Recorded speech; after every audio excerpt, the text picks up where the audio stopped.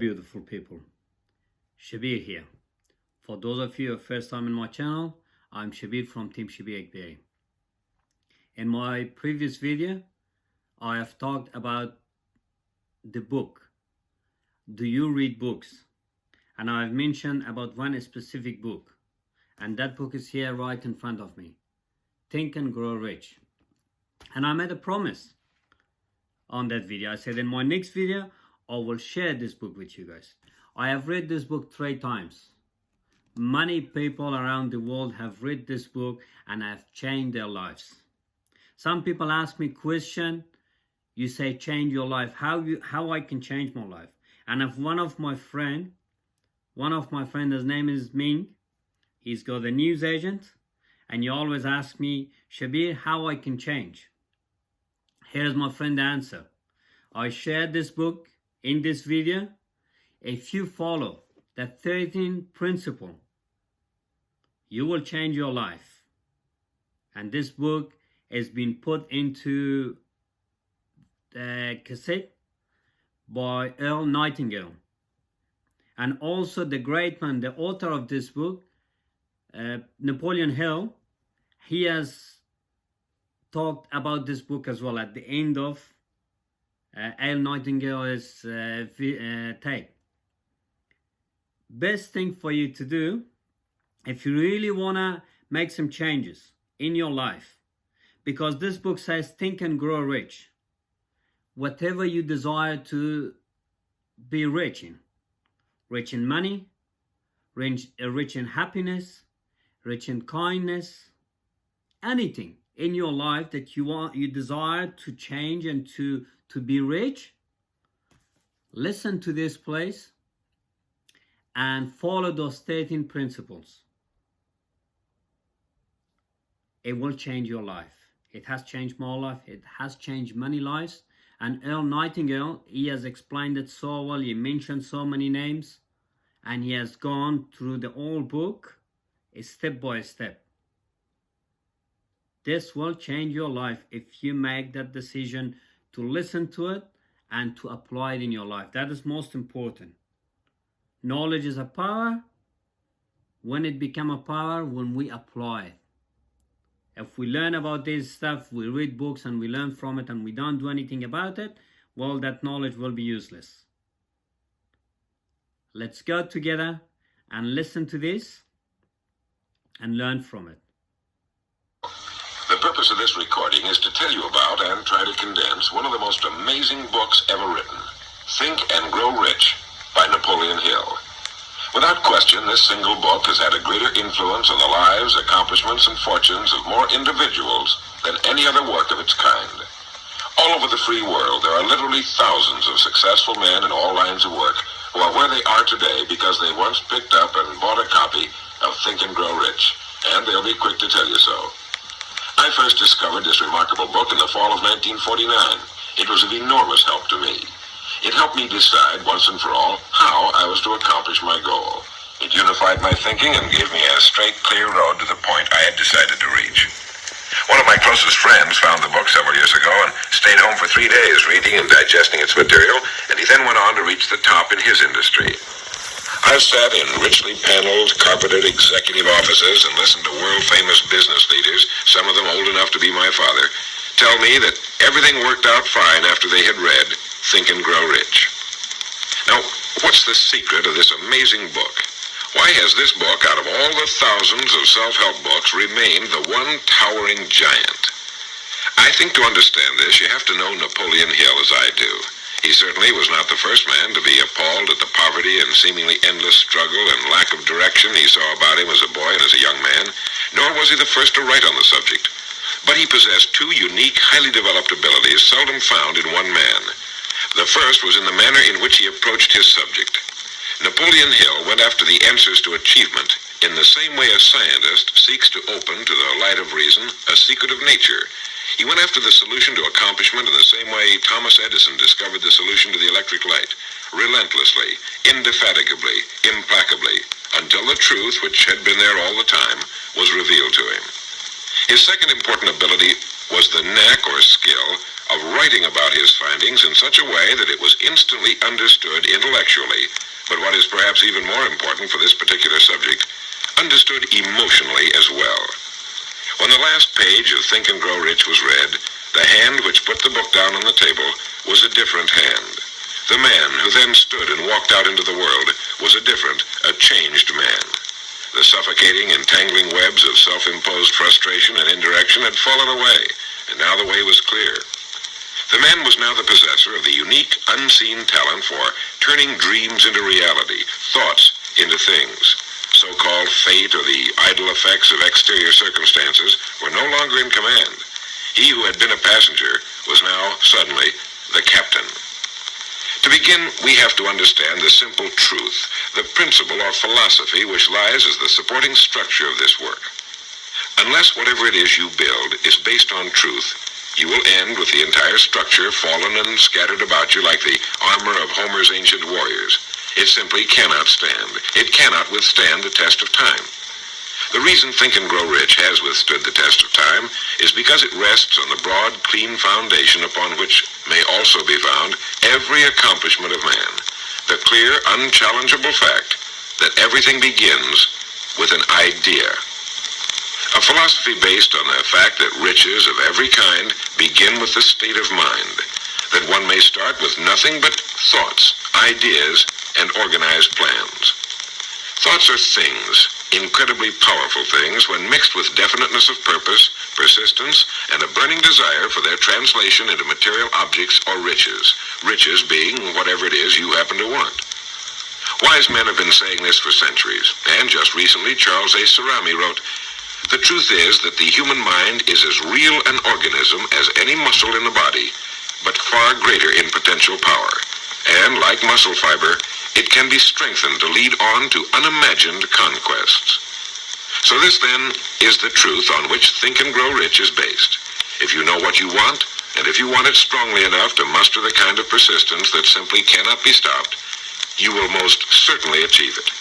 By controlling your mind, you can control your destiny here on Earth. With this as our foundation, let's talk about Napoleon Hill's famous 13 proven steps to riches as found in his book, Think and Grow Rich. Remembering, of course, that riches are whatever it is you happen to want. And right here, let me make two important points. The first is that whenever you listen to this record, have a notebook handy and make notes as we go along. The second is that this record was produced for your own personal use, to go with you on your own exciting journey. To play this record for a group will prove to be of only temporary help. Make sure you have your own personal copy to play again and again, particularly at those times when you may feel yourself getting off the track. And now, Napoleon Hill's famous 13 principles. You will notice that we have separated each principle by banding them on the record. In this way, you're given quick access to any particular principle to which you may wish to return for reference. The first principle, desire.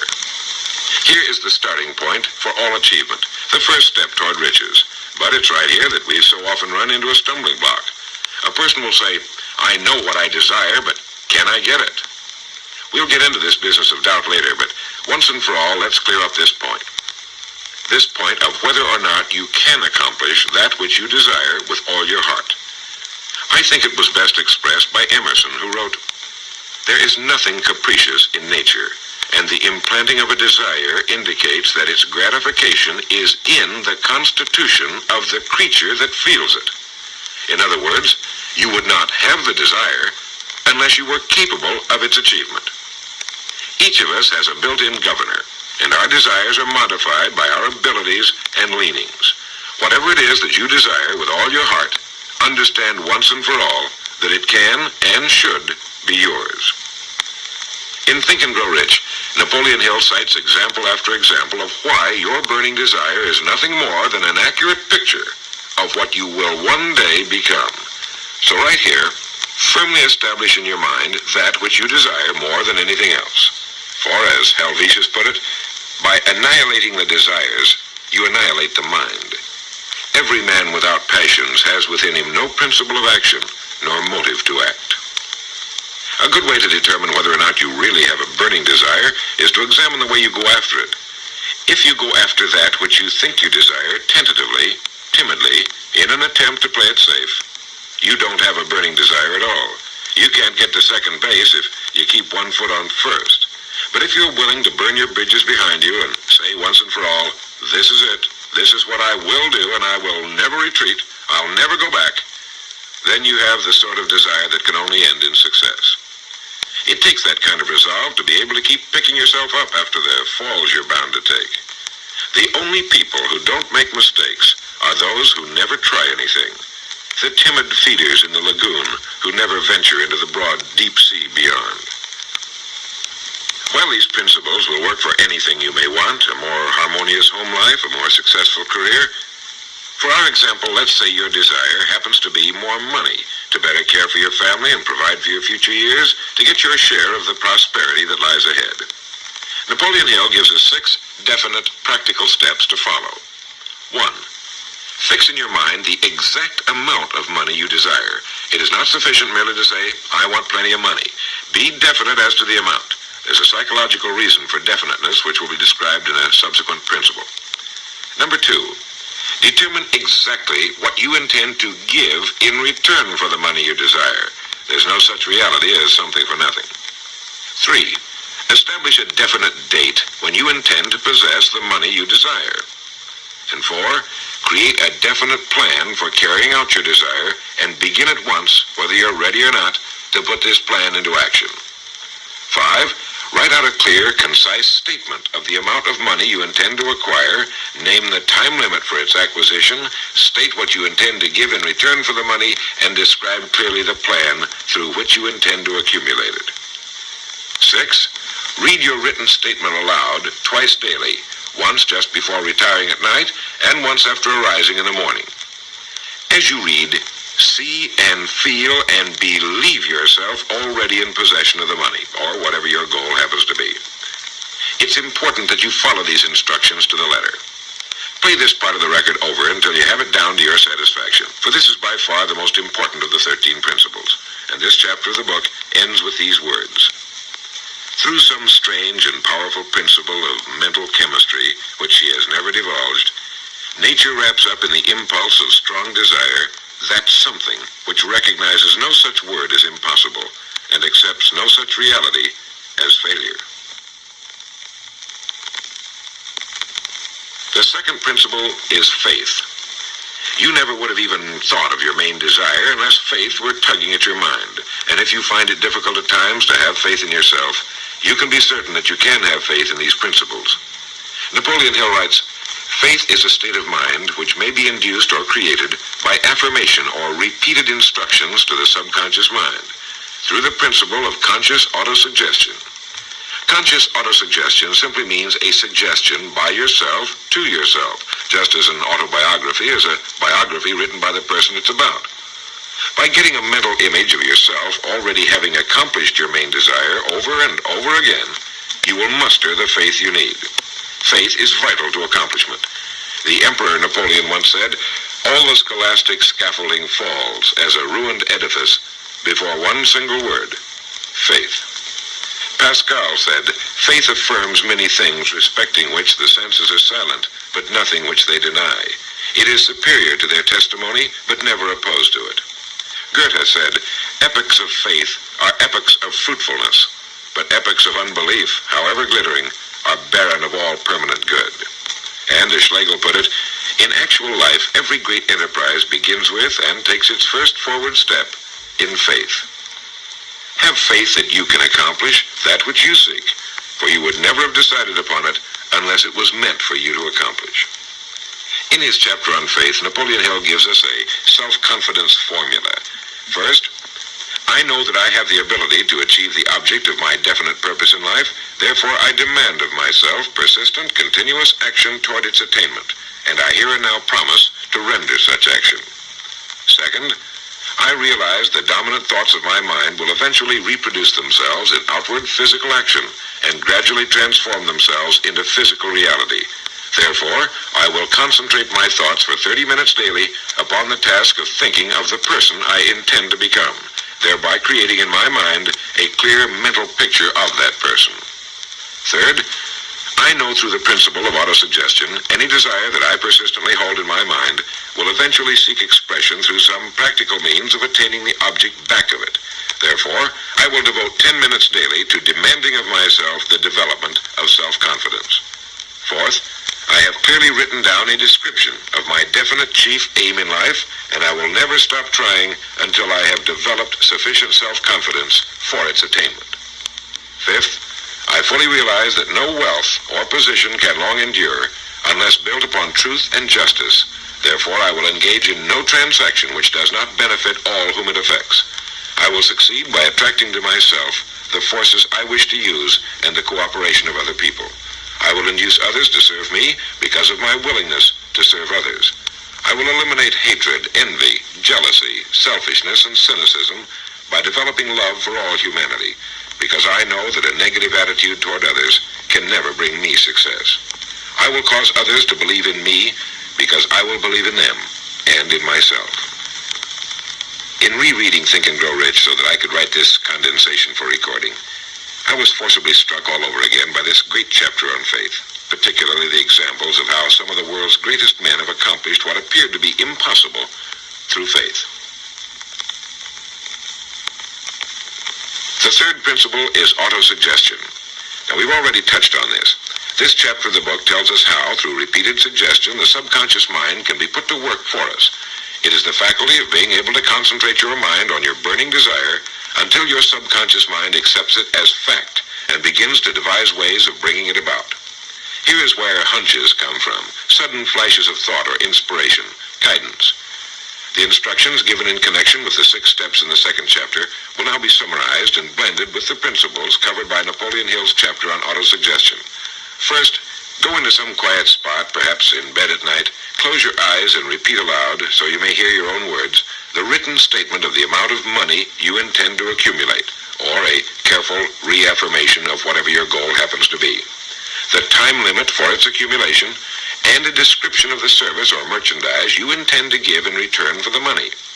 As you carry out these instructions, see yourself already in possession of your goal.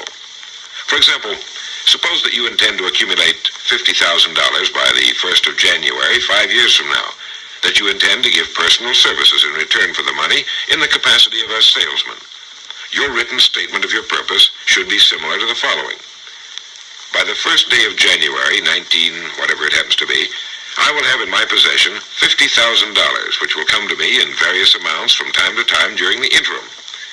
In return for this money, I will give the most efficient service of which I am capable, rendering the fullest possible quantity and the best possible quality of service in the capacity of salesman of, and here describe the product or service you intend to sell or whatever it is you do for a living. It goes on. I believe that I will have this money in my possession.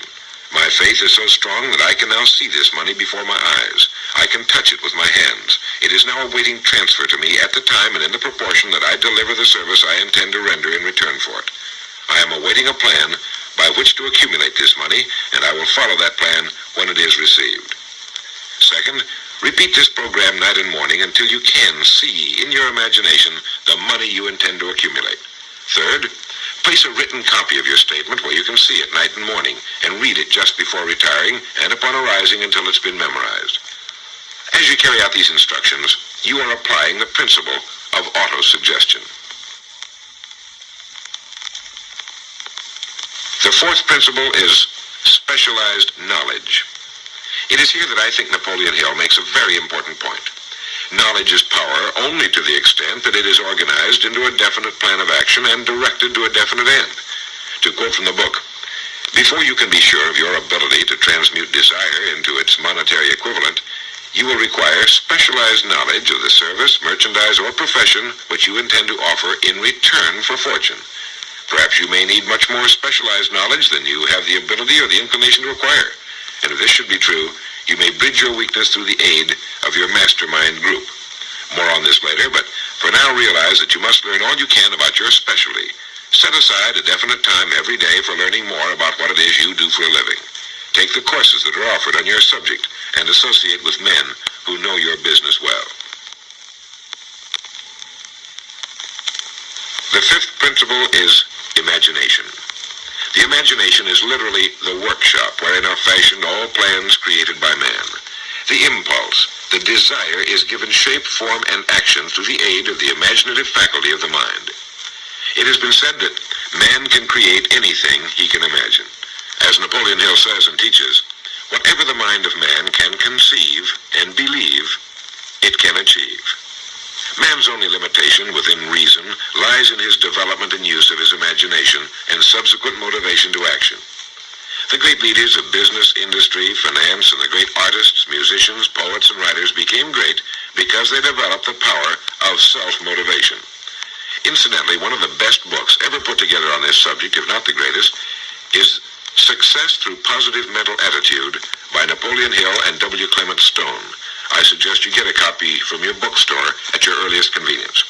If your bookstore happens to be out of the book, you may obtain a copy by writing to the address on the label of this record. As you go about your daily work, think constantly of ways in which it could be done better, more efficiently. Think of the changes that are inevitable. Can they be made now? And if you feel limited, remember the words of the late Frank Lloyd Wright. He said, "The human race built most nobly when limitations were greatest, and therefore when most was required of imagination in order to build it all. Limitations seem to have always been the best friends of architecture." As you build your future from this point onward, don't concern yourself with limitations, but remember that they may be your best friends, since they require imagination if we're to rise above them. And as Beecher said, the soul without imagination is what an observatory would be without a telescope. Now, if you turn this record over, we'll get to the sixth principle. The sixth principle is organized planning. You have decided on your desire, your goal. Now let's organize the plan for its accomplishment, right on schedule. Let me quote again from Think and Grow Rich.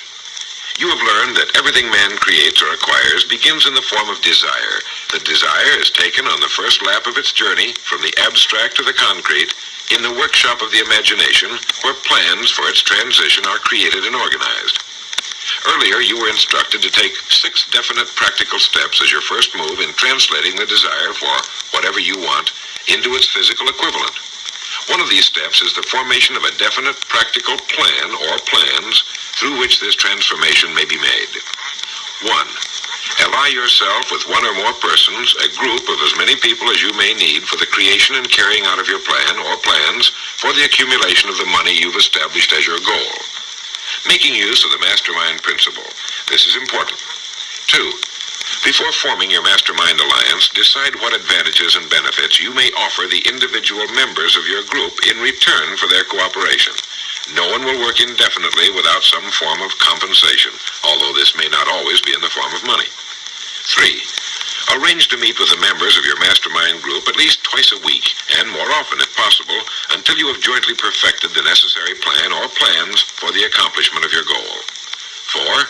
Maintain perfect harmony between yourself and every member of your Mastermind group. Keep in mind these facts. First, you're engaged in an undertaking of major importance to you. To be sure of success, you must have plans which are faultless. Second, you must have the advantage of the experience, education, native ability, and imagination of other minds. This is in harmony with the methods followed by every person who has risen above the average. Work at this until you have a well-executed, formal plan for reaching your objective. In this way, you're never confused or wondering what you should do next. Every morning you know exactly what you're going to do and why. It is in this chapter of Think and Grow Rich that Napoleon Hill gives us his 11 qualities of leadership. 1. Unwavering courage. 2. Self-control. 3. A keen sense of justice. 4. Definiteness of decision. 5. Definiteness of plans. 6. The habit of doing more than paid for. 7. A pleasing personality. 8. Sympathy and understanding. 9. Mastery of detail. 10. Willingness to assume full responsibility. And 11. Cooperation. The chapter on organized planning is one of the largest and most important in the book. It goes without saying that a man without a plan to follow is like a ship without a course. No place to go, with disaster a probability. The seventh principle, decision. The mastery of procrastination. To quote, accurate analysis of over 25,000 men and women who had experienced failure disclosed the fact that lack of decision was near the head of the list of the 30 major causes of failure. This is no mere statement of a theory, it is a fact. Procrastination, the opposite of decision, is a common enemy which every man must conquer. Analysis of several hundred people who had accumulated fortunes well beyond the $1 million mark disclosed the fact that every one of them had the habit of reaching decisions promptly and of changing these decisions slowly if and when they were changed. People who fail to accumulate money, without exception, have the habit of reaching decisions, if at all, very slowly and of changing these decisions quickly and often. A definite objective makes reaching prompt decisions that much easier. Napoleon Hill gives many examples, one of which is the case of Henry Ford. One of Henry Ford's most outstanding qualities was his habit of reaching decisions quickly and definitely and changing them slowly. This quality was so pronounced in the late Mr. Ford that it earned for him the reputation of being obstinate. It was this quality which prompted Mr. Ford to continue to manufacture his famous Model T, the world's ugliest but for the time most practical car, when all of his advisors and many of the purchasers of the car were urging him to change it. Perhaps he delayed too long in making the change, but the other side of the story is that his firmness of decision yielded a huge fortune before the change in model became necessary, and the company is certainly none the worse for it today. When you make up your mind, stay with it. The majority of people who fail to make the grade are generally easily influenced by the opinions of others, easily swayed. They permit the newspapers and the gossiping neighbors to do their thinking for them. Opinions are the cheapest commodities on earth. Keep your own counsel when you begin to put into practice the principles we're describing here. By reaching your own decisions and following them, take no one into your confidence except the members of your mastermind group, and be very careful in your selection of this group, that you choose only those who will be in complete sympathy and harmony with your purpose. Close friends and relatives, while not meaning to do so, often handicap one through opinions and sometimes through ridicule. Thousands of men and women carry inferiority complexes with them all through life because some well-meaning but ignorant person destroyed their confidence through opinions or ridicule. If a decision is worth anything at all, it's worth sticking to until it's been completely worked. The eighth principle, persistence. Napoleon Hill defines persistence as the power of will. Willpower and desire, when properly combined, make an irresistible pair. Persistence to an individual is what carbon is to steel. In uncounted thousands of cases, persistence has stood as the difference between success and failure.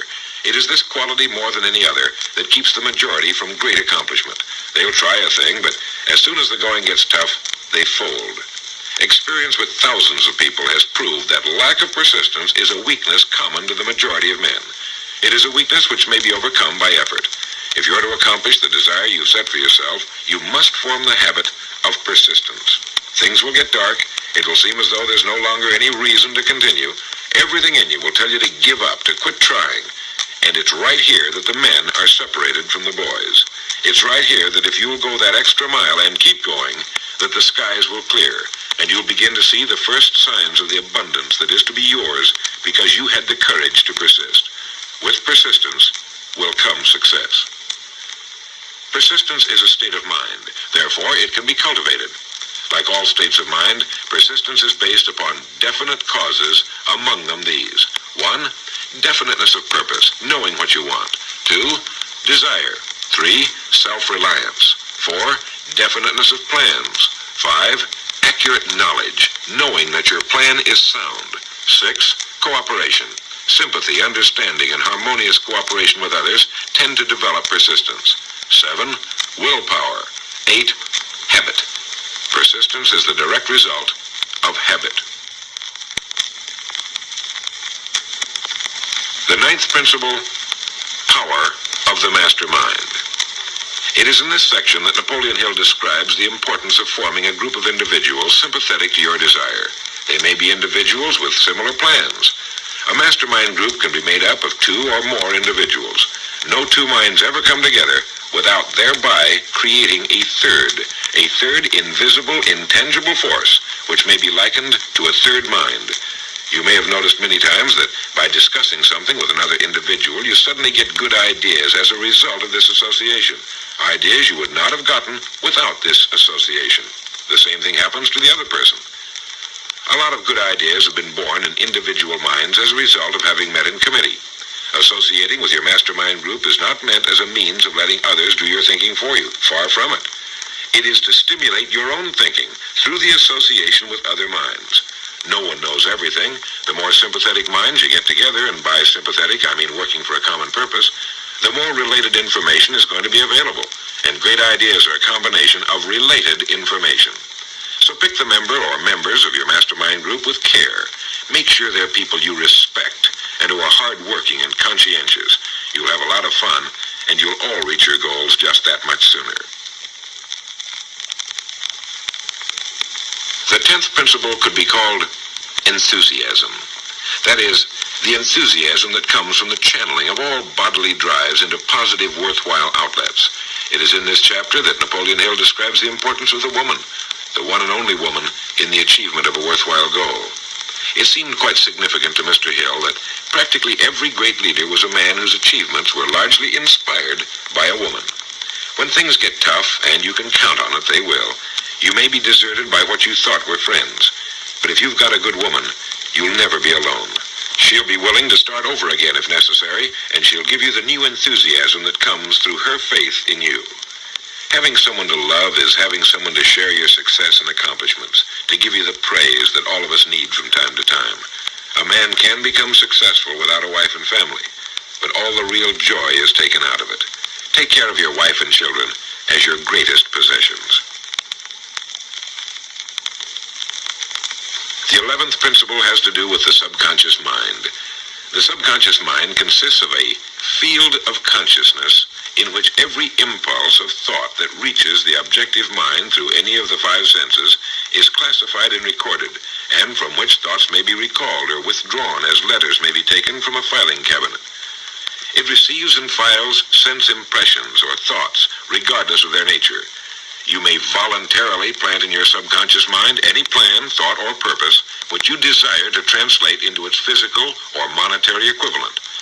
The subconscious acts first on the dominating desires which have been mixed with emotional feeling, such as faith. Your subconscious mind works night and day. Through a method of procedure unknown to man, the subconscious mind draws upon the forces of infinite intelligence for the power with which it voluntarily transmutes one's desires into their physical equivalent, making use always of the most practical media by which this end may be accomplished. You cannot entirely control your subconscious mind, but you can voluntarily hand over to it any plan, desire, or purpose which you wish transformed into concrete form. No one knows very much about what we call the subconscious or unconscious mind. We do know that it is incalculably powerful and can solve our problems if we go about using it the right way. And the best way is to hold in your conscious mind as often as possible a clear picture of yourself already having accomplished your goal. You know what you want, define it clearly, and then project it on the motion picture screen of your mind. Hold it. See yourself doing the things and having the things you'll have when your objective will have been reached.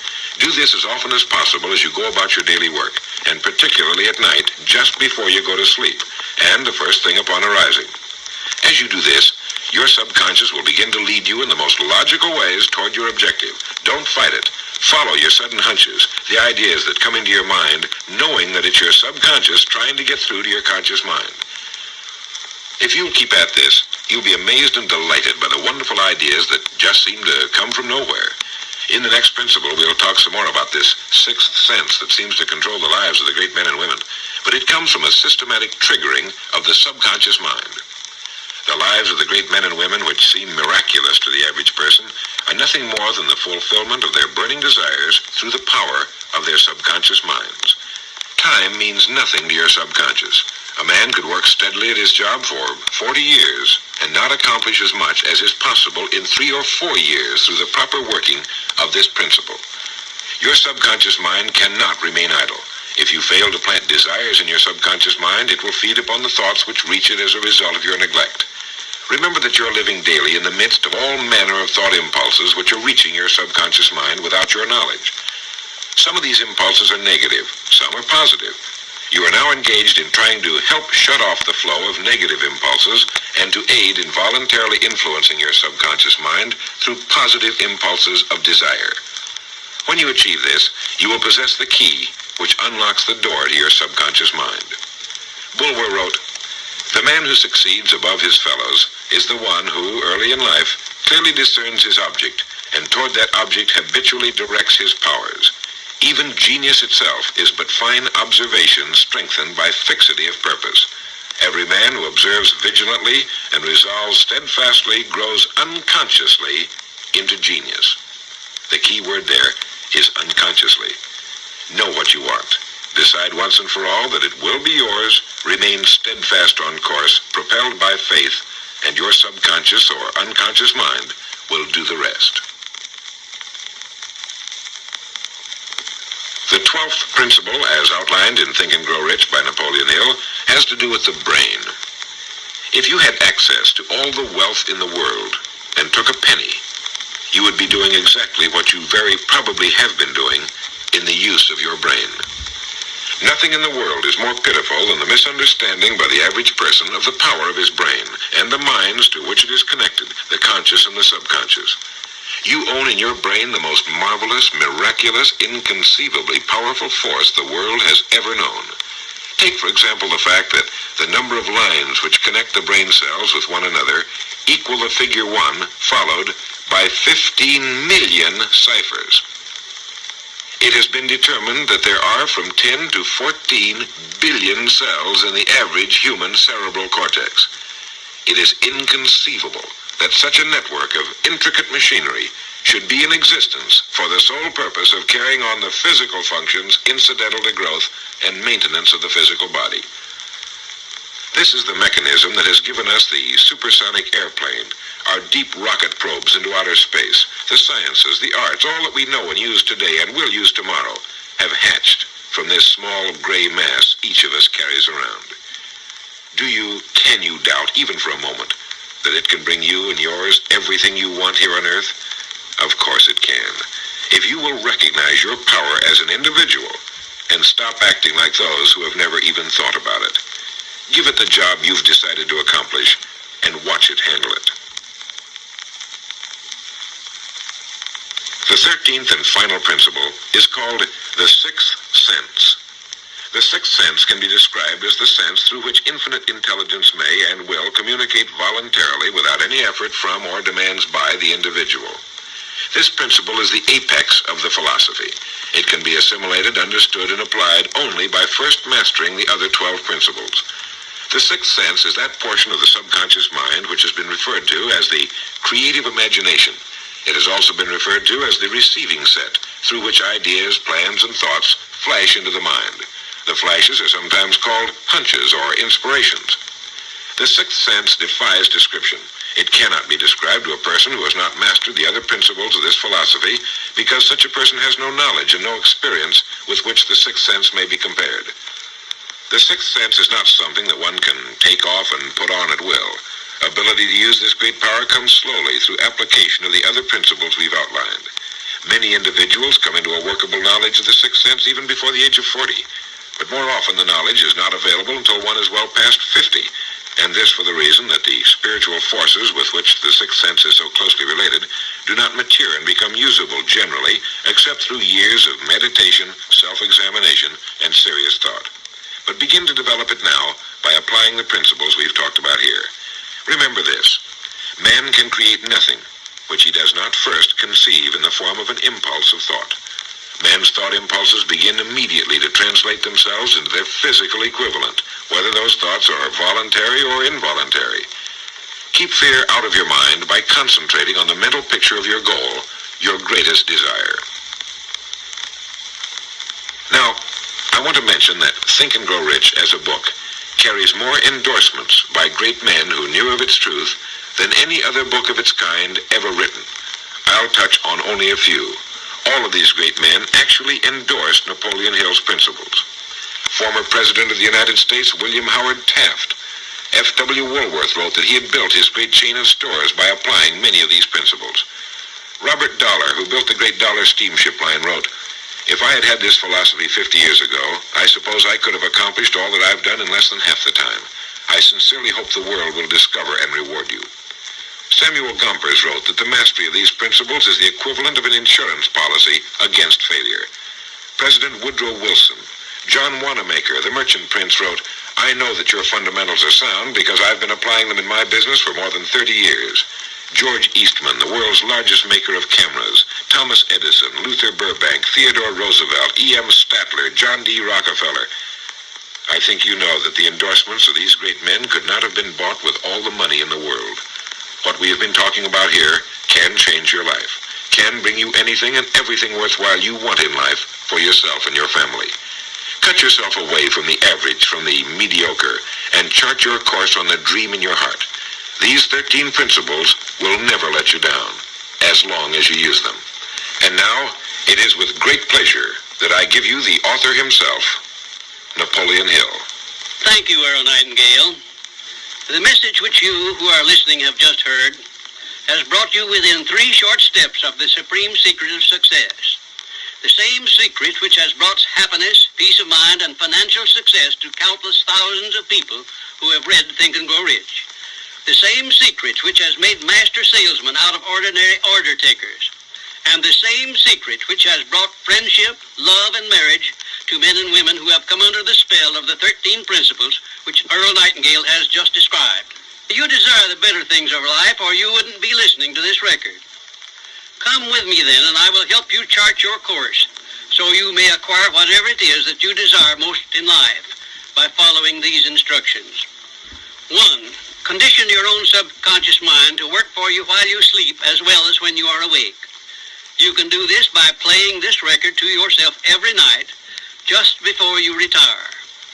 Then, before you go to sleep, after hearing the record, write out a clear statement of what you wish to accomplish the following day, and request your subconscious mind to work during the night and to provide you with the plan you will need to achieve your purpose. 2. Form a personal mastermind group of 2 or more people who are closely associated with you. They can be members of your family, your business, or your professional associates, or people who work where you are employed. And play this record in their presence at least once a week. After you have done this, engage in a friendly roundtable discussion of the 13 success principles, and request each person in the group to participate and to look for inspirational ideas which may help him or her to become more successful. 3. Beginning now, follow the habit of rendering more service and better service than that which is expected of you, and do it in a pleasing, positive mental attitude. This will make friends for you, it will increase the value of your services, and it will attract opportunities by which you may get from life whatever it is that you most desire. Follow these instructions to the letter, and you will surely see the day when you can express a prayer of gratitude for having had the privilege of hearing and acting on the message which Earl Nightingale has given you through this record. And now, may I reach out across the space and the time which separate us, and offer you a hand of friendship and a sincere prayer that you will be blessed with a richer and a fuller life because of this message. Your big opportunity may be right where you are now. Follow these instructions faithfully, and it will reveal itself to you. This is Napoleon Hill saying, don't search for opportunity in the distance, but recognize it and embrace it right where you are. Hello. I hope you have learned from it. And I agree with you. You cannot learn at one time that you listen. Listen to it as many times as you want that you can learn. I still listen to this. By reading this book 3 times, I'm still listening to it. And I'm still learning from it. It's still applying in my life. For those of you that you think that how I can change where I'm in my life, how I can move forward, how I can build a life and lifestyle that I deserve, here is the answer in this book, in this video. And if you care about those people around you, family and friends, and you want to help them, it's very simple. Just share this video with them. Share this video that they can learn from this as well. It's an amazing, you listen to it, and it will help you a lot. For those of you that you don't know how I change, here is the answer. Thank you guys. Be happy, live with passion, enjoy your life, and learn from this book and go and change what you want to change in your life. If you want to change. If you don't want, if you want to keep going what it is, just to stay like that. Thank you, and bye for now.